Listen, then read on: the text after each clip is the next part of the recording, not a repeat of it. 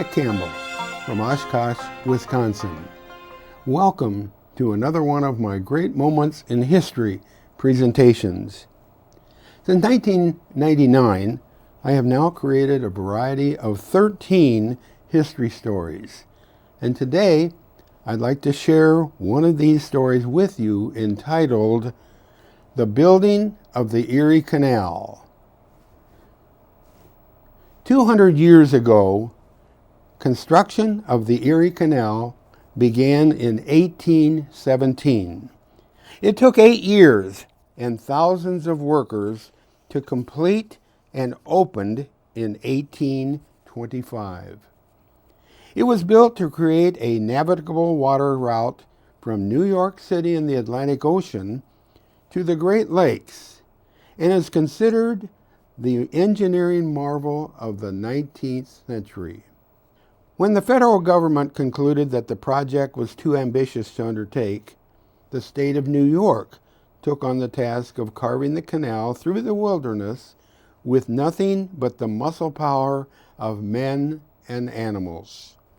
Solving engineering problems required sheer genius and involved draining swamps, constructing aqueducts and locks, making cement that hardened underwater, and clearing forests.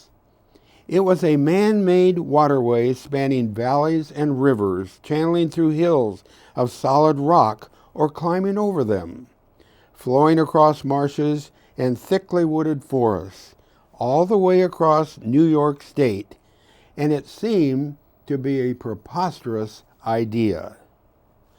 Even President Thomas Jefferson, usually several thoughts ahead of his time, believed that such a canal could not be realistically considered for at least a century.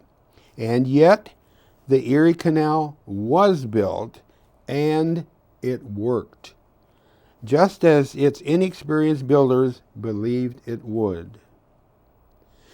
For the first time in history of the United States, a cheap and fast route ran through the Appalachians, the mountain chain that had so effectively divided the West from the East of early America.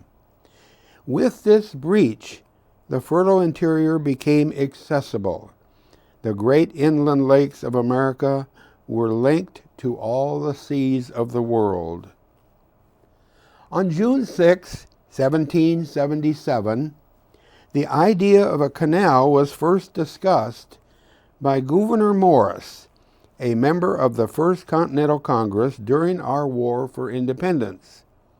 Morris was with a group of American officers when they were retreating down the Hudson River with 3,000 American soldiers from Fort Ticonderoga before General John Burgoyne's pursuing British Army. It hardly seemed a time to be talking about great plans for the future, especially something as vast as a canal to span the wilderness of upper New York. But that's what Morris chose to discuss during their retreat down the river. Morris told the American officers that the Mohawke River joins the Hudson River from the west. He painted a word picture of a waterway which would extend from the Hudson through the valley of the Mohawk all the way to Lake Erie. These waters, Morris said, quote, would carry an endless procession of boats bearing passengers and goods to and from the western territories of the new country by way of the Great Lakes, end quote. To Morris, then, goes the honor of being one of the first men to consider seriously the tremendous potential of an inland waterway cutting across New York State. By connecting the Hudson River with Lake Erie, this waterway would breach at last the extensive mountain barrier that had divided the country. It would also effectively open up trade between the East and the West. The notion of a canal connecting the eastern seaboard to the West had been an active topic of discussion for more than 20 years before construction actually began in 1817. The Appalachian Mountain Range, pictured here, posed a formidable barricade between the narrow line of states touching the Atlantic Ocean and the almost boundless lands on the other side of the mountains. While rivers often lead the people on opposite sides of their banks to join in forming one community, populations divided by mountains tend to become separate nations, unless some easy means of communication exists between the two. George Washington was keenly aware of this risk. Even before the American Revolution in 1775, he had expressed his concern about the peril of losing the lands on the western side of the Appalachian Mountains to either France or Canada, or both, unless the mountain barrier could be pierced, and soon. If nothing were done, the young United States would be left squeezed between the mountains and the sea, a constricted minor league nation compared with the growth and power developing on the other side of the mountains. The great need was for a new and easy road through the mountains, but in all the hundreds of miles of mountain country between the gap cut by the St. Lawrence River on the north and Alabama on the south, where the mountains dwindle away, there is only one real break, the valley where the Mohawke and the Hudson Rivers meet. The Hudson River, part of the route, was all a traveler could ask for. Nature had made it deep and wide and calm, with little current. The Mohawke River was different. It was dangerous in high water and impassable in low. Travelers heading west who took a Hudson River boat to the juncture of the two rivers were prevented from changing to another boat to continue up the Mohawke, and had to load their possessions aboard a wagon at Albany, New York, and then travel for 17 miles over a rough trail to Schenectady, New York, where the Mohawke River became a little tamer. From there, the travelers hired a boat to pull them up the river to Little Falls, New York, where everyone got out, while the boat was hauled around the waterfalls. Then the back-breaking work of poling against the current began again. When the river became too small for the boat, another wagon was hired, and the westbound travelers traveled overland to Lake Ontario. There, they took another lake boat as far as the Niagara River, where there was more land travel to get around the falls and rapids. Then, at Buffalo, New York, the travelers were piled aboard a Lake Erie boat and crossed into the west. Yet even with these tremendous difficulties, this was one of the favorite ways to go west. Beginning in 1792, attempts were made to provide a way by water from the Hudson River to Lake Ontario, but soon both money and enthusiasm were gone, and the rough and rocky Mohawke River was not much changed. But the workers managed to construct small locks around Little Falls, New York, and to dig a small canal. The work was crude and only partly finished, but it gave a hint of what a real waterway along this route would mean. As I mentioned earlier, the Hudson Mohawke Gap is a thing of undeniable importance. It is a geographic feature composed of a pair of joined valleys that cut through the hills of the eastern United States. It offered an obvious route between the Atlantic Ocean and the lakes of the American Midwest. At one end of the gap lies the city of New York. At the time that this saga began in the early 19th century, it was only a modest-sized port, bustling but in no sense a metropolis of world-class power. At the gap's other end were the twin cataracts of Niagara Falls, together with the long westward chain of the Great Lakes and, south of their southern shorelines, the endless rural sprawl of the American interior. It might fairly be claimed that New York City owes its very existence as a world-class city to the presence and human exploitation of the Hudson Mohawke Gap. Of all the early backers of the Erie Canal, one of the most intriguing was a wheat flour merchant named Jesse Hawley. In 1805, Hawley was grumbling about his inability to send his flour cheaply and efficiently from his mills in Seneca Falls, New York, down to the bakers in New York City. The roads were terrible. In summer, the old Indian trails were chokingly dusty, or the low-lying parts mosquito-filled swamps.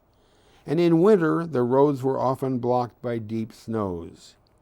The only alternative to Hawley was the river, except that the tolls then being charged by a company which had built a small number of bypass locks on the Mohawke River were outrageous. There was no doubt, Hawley declared, that this part of New York State could survive and prosper only if a canal was to be built that would slice down the valley of the Mohawk to the point where it joined the Hudson River. Long a proponent of efficient water transportation, Hawley had gone bankrupt trying to get his product to market. Sent to debtor's prison as a result, Hawley wrote a series of 14 essays which were published in the Genesee Messenger weekly newspaper beginning in 1807, describing in great detail the route, costs, and benefits of what would become the Erie Canal. These essays were all concerned with the future of the region. They were well considered and elegantly written. Were a canal to be built, he wrote, quote, "The trade of all the lakes in North America would center at New York City for their common mart, and in a century its island would be covered with the buildings and populations of its city." End quote. Hawley was also quite specific, offering in great detail recommendations for the route the canal might follow. He forecast the number of locks that would be needed and the rate of ascent of the suggested route. Lake Erie is 565 feet above sea level. The Hudson River at the mouth of the Mohawke River, just 5 feet. The resulting 560-foot climb, as shown on the profile of this slide below, would have to be accomplished with 36 locks over a 363-mile route. Hawley also predicted what revenues might be expected, where the canal's water might come from, and how much the construction would cost. Finally, he argued vocally and very well that the state of New York should finance the project. As badly as the canal proponents wanted federal funds for the canal project, they needed a local champion even more. So, in 1810, Thomas Eddy and Jonas Platt from the New York State Legislature enlisted the support of Dewitt Clinton, the most powerful politician in the state then. At that time, Clinton was 43 years old, mayor of New York City, and the Democratic leader of the state.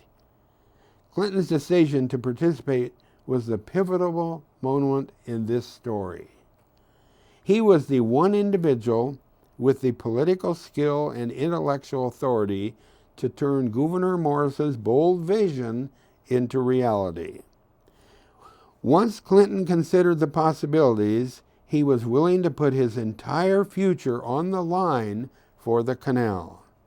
His firm leadership, his extraordinary eloquence, and his brilliant analytical capabilities brought the boundless benefits of the canal to New York State and ultimately to the United States of America.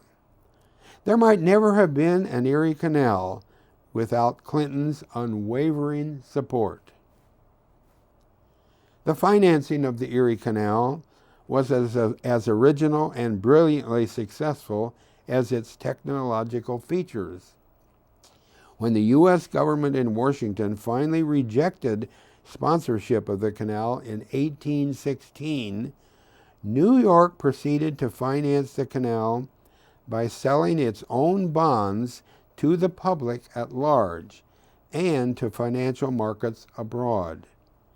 The flow of revenues collected on the canal was so far in excess of operating expenses that the state was able to repay these bonds well ahead of schedule. Most important, Americans perceived the canal as an expression of faith in the potentials of a free society, a message of hope for a great young nation on the move. All of the leaders of the campaign for the canal shared a view of how the future would unfold if the commercial connection between East and West could be secured. Their foresight was remarkable, as almost every feature of their wonderful dream came true. In 1817, Dewitt Clinton was elected governor of New York, and he then persuaded the New York Senate on April 15, 1817, to put up $7 million seed money for the Erie Canal construction. Naturally, with a sum like this taken from the Treasury, there would be critics and naysayers, such as Clinton's folly, along with Clinton's ditch. But their objections were brushed aside, and on July 4, 1817, 10 years after Jesse Hawley's first essays were published, construction began on the Erie Canal in the town of Rome, New York. The completion of the Erie Canal spurred the first great westward movement of American settlers, gave access to the rich land and resources west of the Appalachians, and made New York City the preeminent commercial city in the United States, as shown on this 1836 map. As a point of interest, the primary attraction of moving boats and cargo on a canal instead of on a river is in the calm and flat surface over which a canal boat can travel without having to deal with either upstream or downstream currents. A well-built boat floating on water could carry much more freight at no slower a speed than a horse-drawn wagon rumbling along a bumpy road. On most canals at that time, boats had no motive power of their own, but were pulled along by horses or mules walking on a towpath by the side of the canal. Although this sounds like a primitive means of locomotion, in reality, it was the critical technological advantage over travel by road or by river. By allowing the boat to move smoothly along its waters, the canal avoided all the heavy human efforts on rivers, spent pushing boats with poles upstream and controlling the speed when moving boats downstream, which was a major obstacle on the Mohawke River. As a result, a canal could carry larger boats with more cargo carrying capacity than boats forced to confront the trials of river travel. Before construction had begun on the Erie Canal, a commission was appointed to study the problems of digging the canal. The commissioners traveled into the wilds of western New York to look over the path of the proposed canal. After a survey, they recommended that the waterway run beside the Mohawke River only as far as Utica, New York, and from there continue on to Lake Erie on its own path. The Erie Canal project was divided into three parts: the western, the middle, and the eastern sections, as shown on this elevation profile. The middle section was deemed to be the greatest priority because it would significantly extend the navigation from the existing natural waterways based upon the rivers. It also was the relatively easiest to build. The hope was that the completion of the middle section would increase public support for the project. The wilderness village of Rome, New York, at first glance might seem an odd place to start digging a canal. It was out on the edge of nowhere. Materials and tools would have to be hauled into Rome over difficult trails and waterways, or fashioned on the spot. But it was the town nearest the upper limit of navigation on the Mohawke River, and it was also near the middle section of the canal, where the digging would be the easiest. No lock or aqueduct would be needed for 80 miles. From end to end, the Hudson River to Lake Erie, the canal would be 363 miles long. The channel, pictured here, was to be 40 feet wide at the surface and would slope inward to 28 feet at the bottom.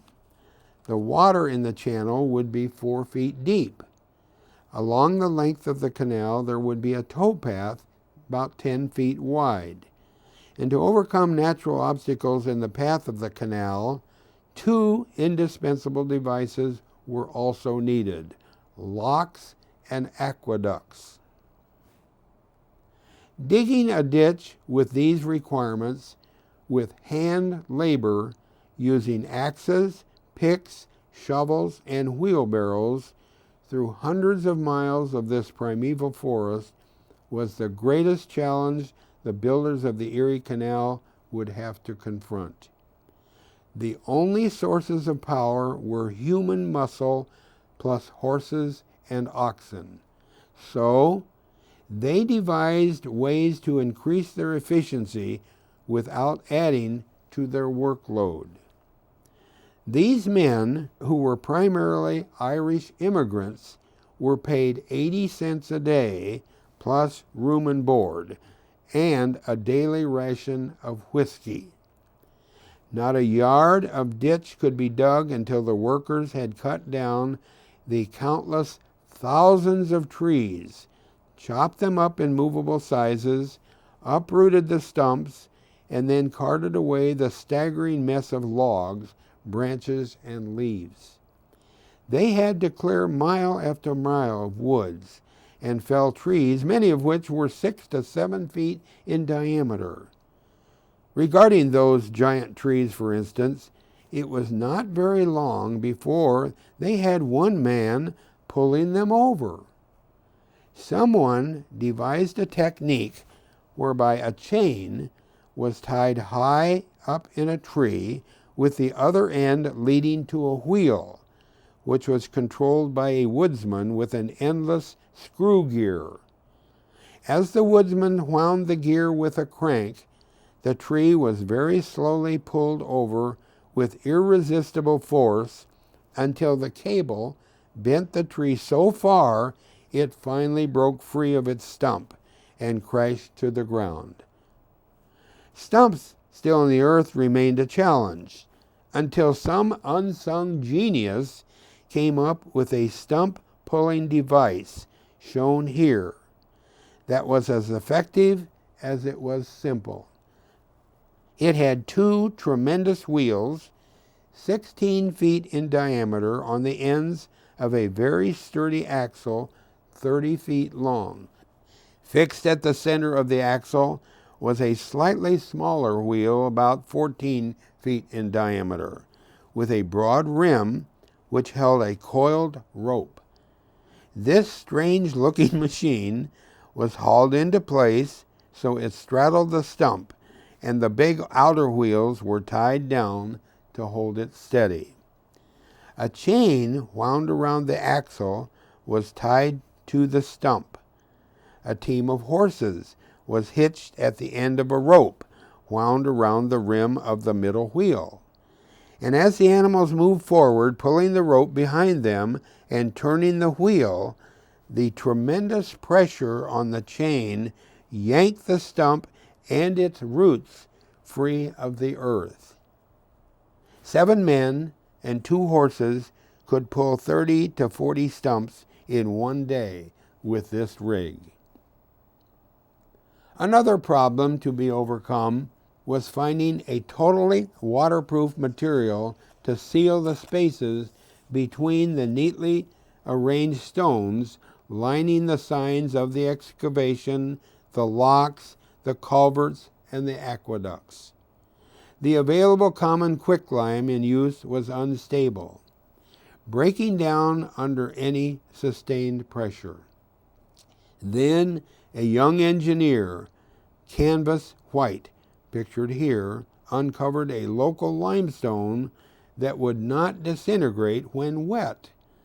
Unlike other limestone tried so far, White conducted experiments with the cement until he was satisfied he had the perfect mixture to make it waterproof under all conditions. And it worked. White also prepared the plans for all the mechanical structures, such as locks and gates, as well as some of the canal boats, even while continuing to provide expert surveying work.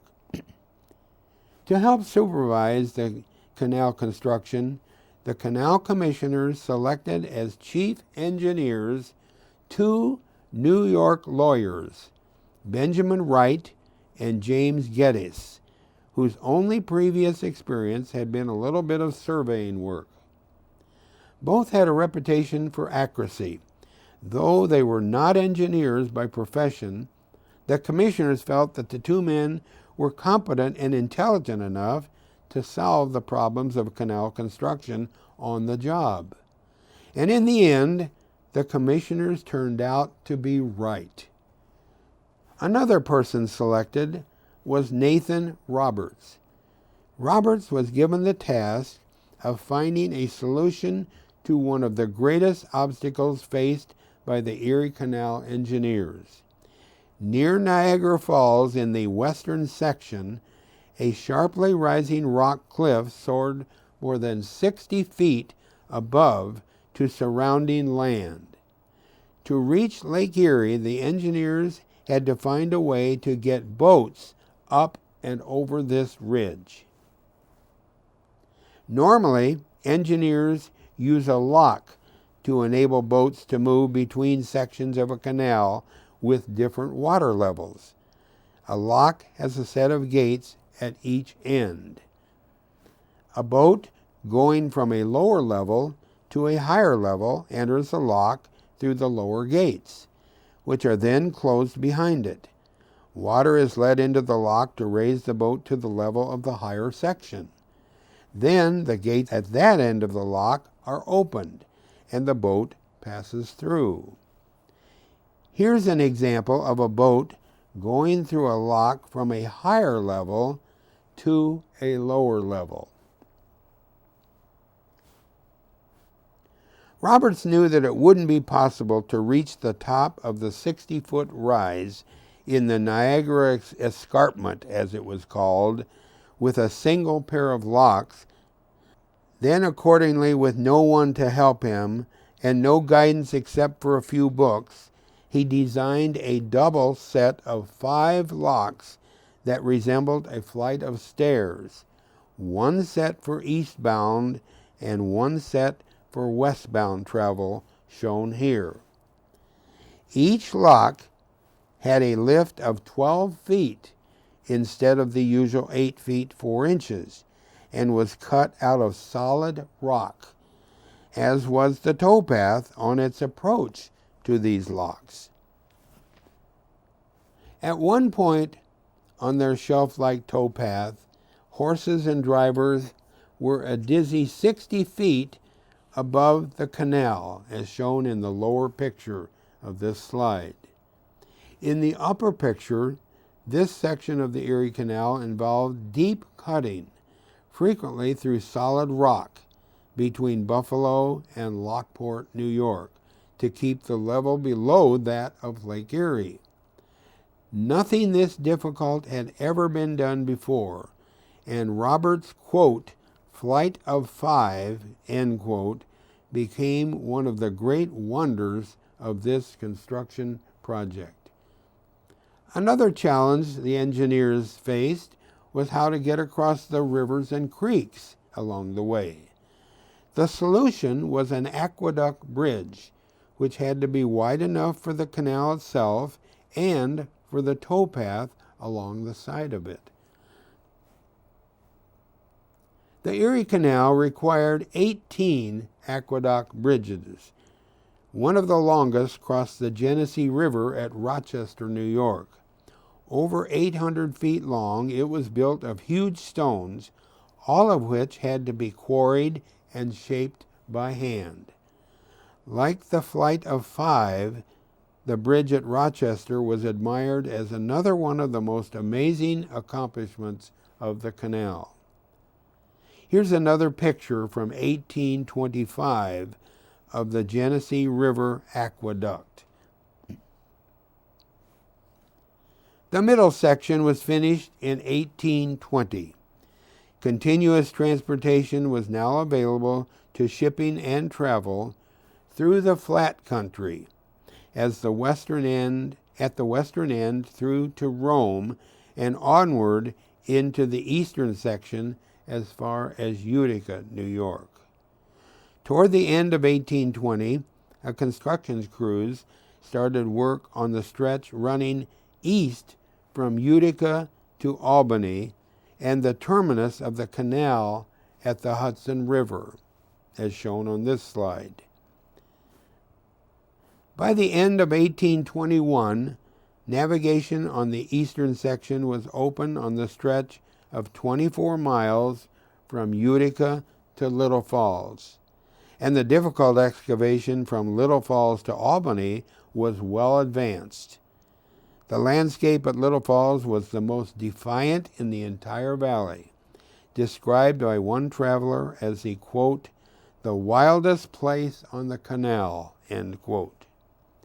By November 1821, the engineers began to fill the canal with water through the grueling 62-mile eastern section from Little Falls to Schenectady, New York.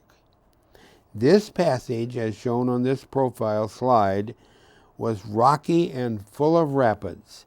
13 locks with a drop of 90 feet were necessary at this point. The work became even more demanding below Schenectady, where the land drops over 200 feet in the 16 miles to Troy, New York. 53 locks had to be constructed in the 100-mile stretch between Albany and Schenectady. Also, 2 aqueducts were needed, one 744 feet long at Little Falls with 3 huge stone arches 30 feet high. The other at 1,188 feet long at Schenectady with 26 piers supporting it, pictured here. This was the longest of the 18 aqueducts on the canal. Later in 1824, when the whole complicated and treacherous eastern construction from Utica to the Hudson River was complete, with all the daunting obstacles overcome, the commissioners could hardly believe their extraordinary achievement. Their report of that year admitted that if construction had begun there without the experience gained from the earlier work on the relatively easy middle section, building the canal would have been unsuccessful, and the completion of the project would have possibly been postponed for decades.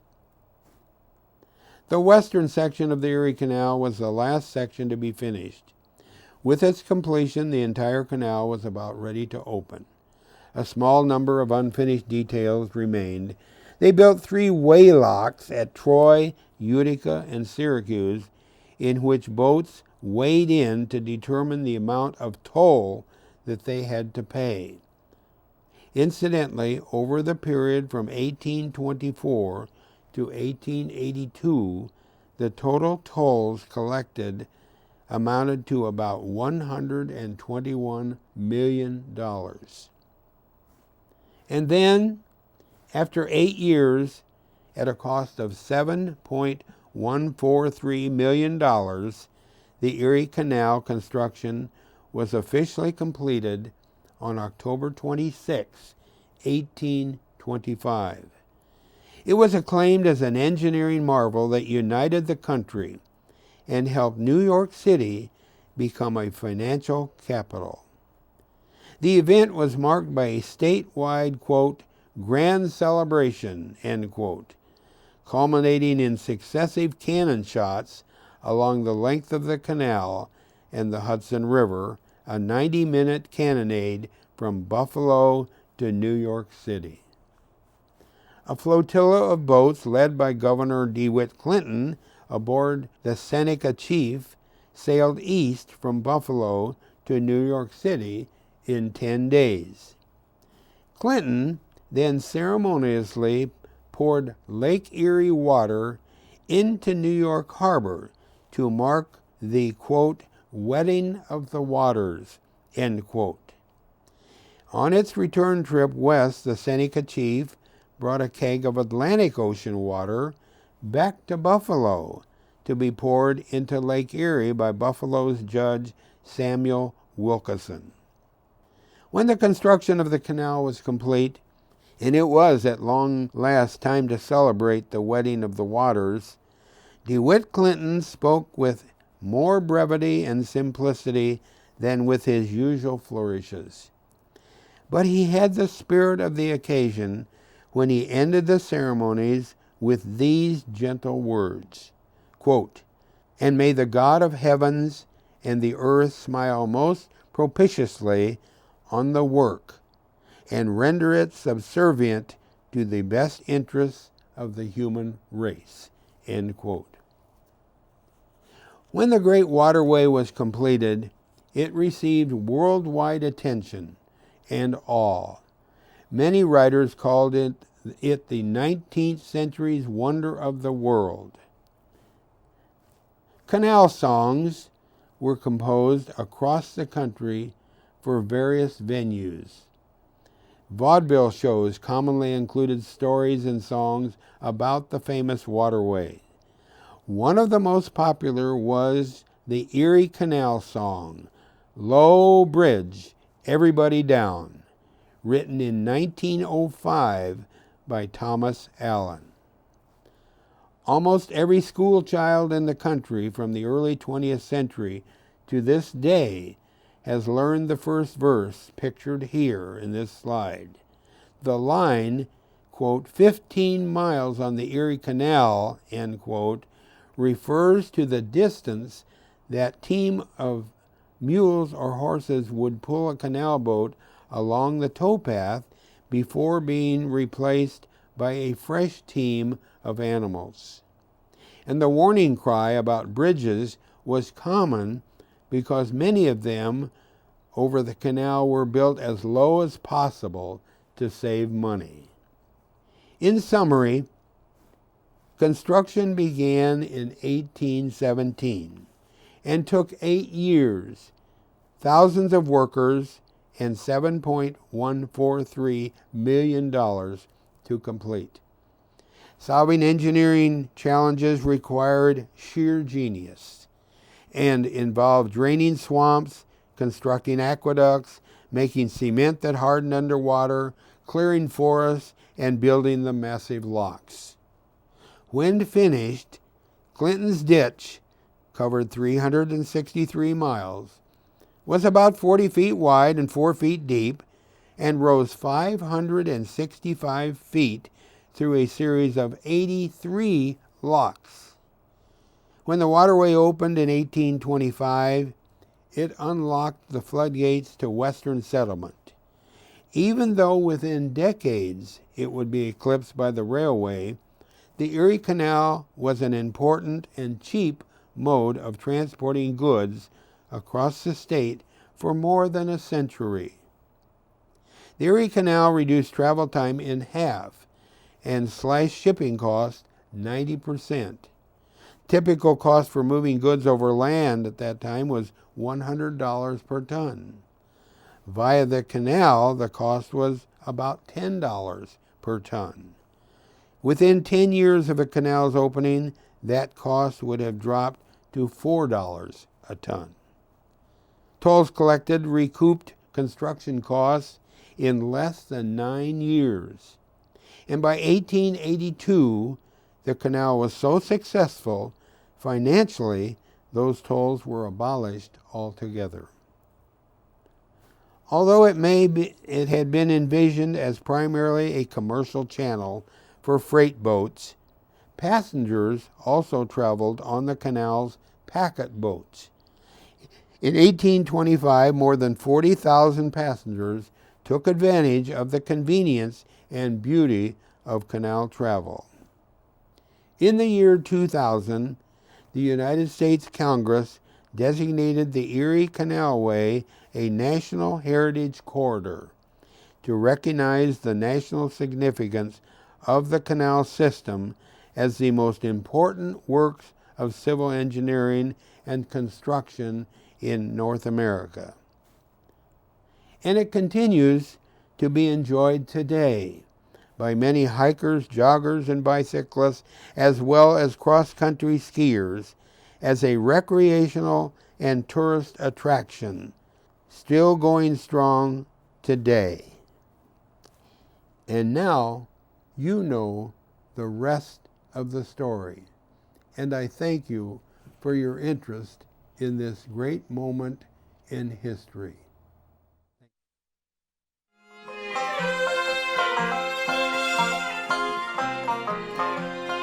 I got a mule and her name is Sam.